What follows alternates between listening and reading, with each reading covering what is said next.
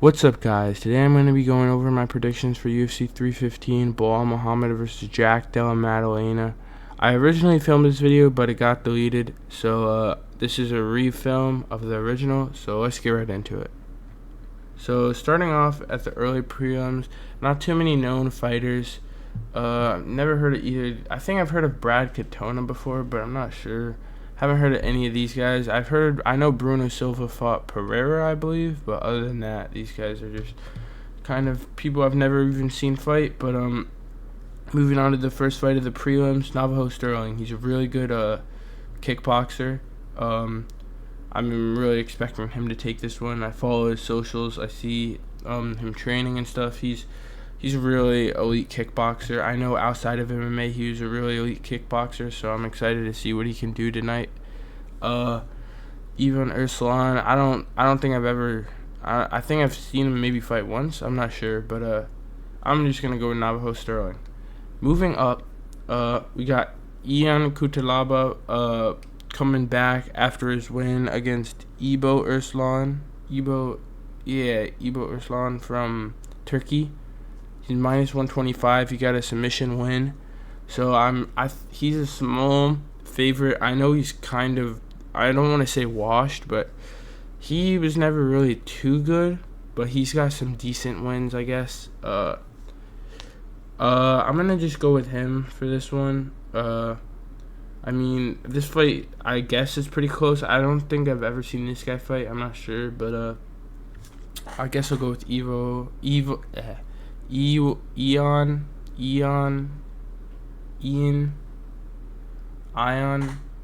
Kutalaba. Moving up to the next fight on the prelims, Jessica Andrade versus Jasmine Jasudavicius. Jessica Andrade, former strawweight, flyweight champion, one of the two. Jessica Andrade was she didn't have the longest title reign because I'm pretty sure after that she immediately got knocked out by Zhang Weili, I believe. But Jasmine Jasudavicius, she's one of the few women's MMA fighters I enjoy watching because I don't know, when I first started watching MMA, I seen her fight once, and she was just somebody that I found entertaining because she was just one of the first performances I watched. And when I was first really getting into MMA, and I kind of decided to join the fan base behind her, even though it's not that big because women's MMA isn't the most popular sport. But I'm gonna go with Jasmine Jasudavicius. She's a big favorite. She's ranked number 9th, moving up in the rankings. I know she's got a 4-fight win streak, I believe, something similar to that. But I'm gonna go with her. Going on to the featured prelim, Mike Mallet versus Charles Radke. I've seen both of these guys fight. I know Charles Radke's only loss in the UFC is against Carlos Prates, I believe. I think he's coming off of a win. Yep, they're both coming off of wins. I think I saw Mike Mallet fight in Canada. I don't remember when it was. I think it was the Brandon Moreno versus Amir Albazi card. Somewhere around there, but I'm gonna go with Charles Radke. He's the underdog. I know he trains with Bilal, I believe, but I'm gonna go with him. I think he's he's good. He's a good striker from what I remember. Mike Mallet, I definitely think Mike Mallet could win. I mean, I don't really remember too much of either of these fighters, but I'm gonna just go with Charles Radke just to throw a pick out there. And going on to our main card, we're starting off with Benoit Saint-Denis versus Kyle Propolic. I've never seen him fight before. But I know he's filling in on short notice for Yoel Alvarez. Yoel Alvarez had some sort of leg injury or knee injury or something. They both weighed in at 170. I guess the fight was moved up a weight division because he came in on short notice. I'm not sure, but Benoit's minus 1,600 favorite now. He's plus 900. I'm obviously gonna go with Benoit. Benoit's a warrior. Benoit's a really good.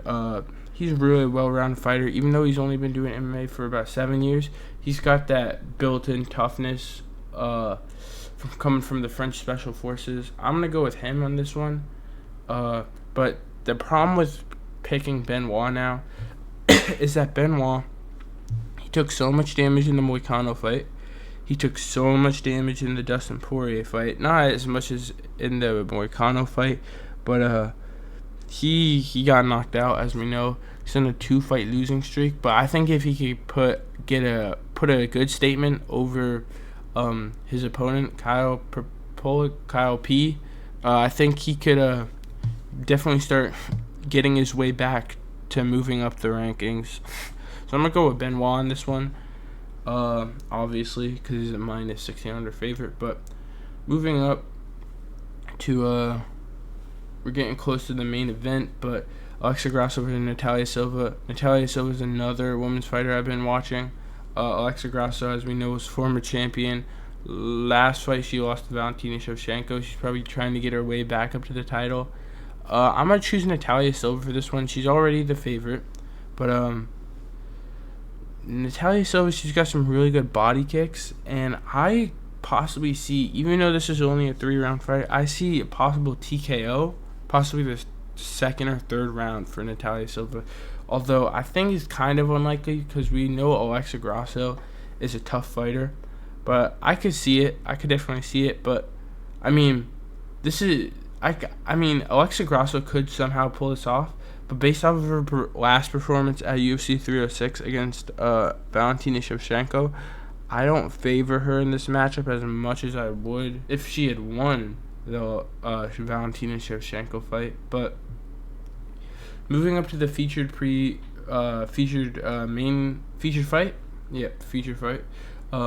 Jose Aldo versus Ayman Zahabi. They got moved up a division because Jose Aldo missed weight by 8 pounds.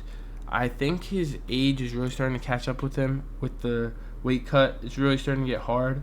So I'm gonna choose Jose Aldo for this one. Still, we could see that. I remember when I originally filmed this video yesterday, that it was, or 2 days ago, it was the betting odds were a lot more in favor of Jose Aldo, but now they're starting to lean more towards Ayman Zahabi. Not completely, because Jose Aldo's obviously still the favorite. I'm gonna choose Jose Aldo because of his speed, his boxing, but I could see Ayman Zahabi somehow winning this. The odds aren't too far apart. I'm gonna choose Ayman Zahabi.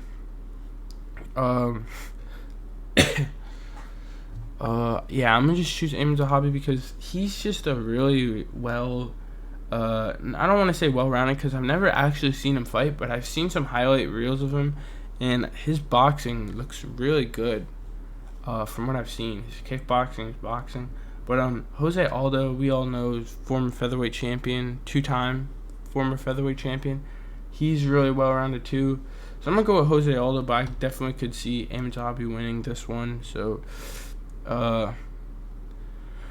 moving on to the co-main event, women's flyweight title fight between Valentina Shevchenko and Manon Fiorot. Manon Fiorot, she's got the speed advantage, I believe, and she's also got the cardio advantage. I'm not sure, but I'm gonna say cardio advantage. That's what I've heard. It sounds bad to say this, but I've never seen Manon Fiorot fight.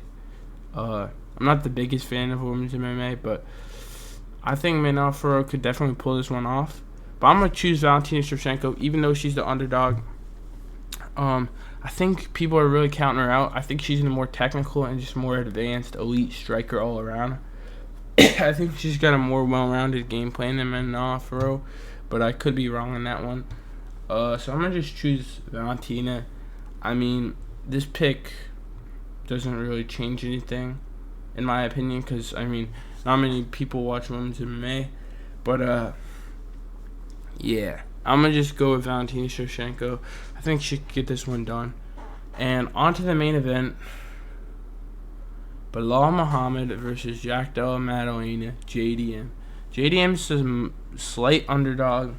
Belal's a moderate favorite, slight moderate favorite, not too much. I'm gonna go with Belal for my pick with this one. If he's able to mix it up and wrestle like he did with Leon, pick him up, drop him on his head, do whatever he's got to do to get the fight on the ground, I'm gonna definitely favor Bilal Muhammad in this one. JDM, he's got really heavy hands, really good striking, picks his shots amazingly. Bilal says he's not gonna wrestle. He says he's not gonna take him down, and he's gonna show him his Canelo hands. I don't think that Bilal is gonna do that, and if Bilal does, I think Bilal is gonna probably get knocked out within 2 to 3 rounds. His hands are good, but they're nowhere near as advanced as Jack's. I'm gonna go with Bilal for this one, but I think Bilal definitely could end up losing this fight. JDM, I think Bilal's bluffing when he said that. I think he's gonna mix it up, and I don't think he's gonna strike with JDM too much. I definitely think they will strike, but Jack's way to win this is if he can stop the takedowns, if he can keep it on the feet and use his hands to strike with Bilal. I don't think Jack is going to be able to stop Bilal's takedowns, because we seen Jack in the Gilbert Burns fight about a year and a half ago, 2 years. Jack hasn't been active after he's broke his arm, but now he's back. But we seen in the Gilbert Burns fight, Jack got taken down, and he got held down for 3 rounds until the final, I believe it was 2 minutes, when Jack got the knockout over Gilbert Burns, or the TKO. So I'm going to go with Bilal. I could see Jack winning this. I just don't think it's going to happen, because I don't think he has the skill set to stop all of Bilal's takedowns. I think I'm going to go with Bilal decision, or maybe a late TKO from Bilal if he's able to just really get that ground and pound going. But I'm going to go with Bilal by a decision. 48, 47, 49, 46, or maybe around 3, round 4, maybe round 5 TKO. But yeah, I'm gonna just go with that. And also, let's talk about some things that are tied to this main event. Bilal Muhammad is friends with the Islam Makhachev Habib team.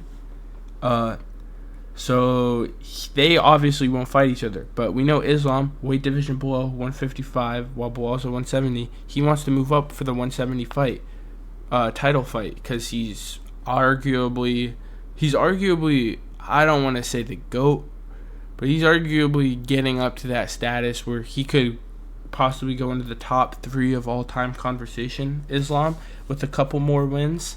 But yeah, so Islam, obviously he deserves a welterweight title fight, but from what we know, if Bilal wins this fight, Islam won't go up to 170 and he'll stay down and fight Ilia Topuria. And if not, for UFC 317 fight week, international fight week, by the way, and if not, if Jack Della Maddalena wins, JDM, Ilia Topuria will fight at lightweight will fight Charles Oliveira for a possible interim title. Islam Makhachev has stated it won't be for a vacant title because he will not vacate his title. And Islam will come up and fight JDM because Islam and JDM have no real connection. JDM, I would probably... I think the betting odds would be close depending on Jack Della Maddalena's performance against Bilal if he were to beat him. The thing is, I don't know if they're immediately going to give Islam the title fight because there's so many contenders at welterweight that are close or already deserve a title shot. Sean Brady, Shavkat, Ian Machado, Gary, Carlos Prates isn't there, but he's getting up there. Michael Morales, who else? Joaquin Buckley. Kamaru Usman, if he were to beat Joaquin Buckley, would just be right up there for a title shot after he's coming off a 3-fight losing streak. But he was a really dominant welterweight champion. So we'll see where that fight goes. Joaquin Buckley versus Kamaru Usman. So we'll see where that fight goes.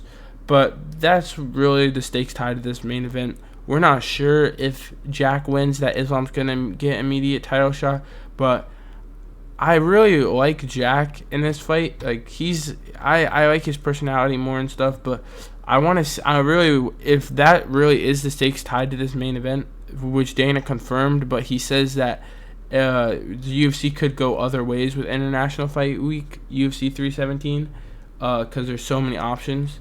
if that really is the stakes tied to this, I want to see Bilal win because I do want to see the Islam versus Ilia Topuria fight. I want to see that. Ilia Topuria is my favorite fighter. I want to see him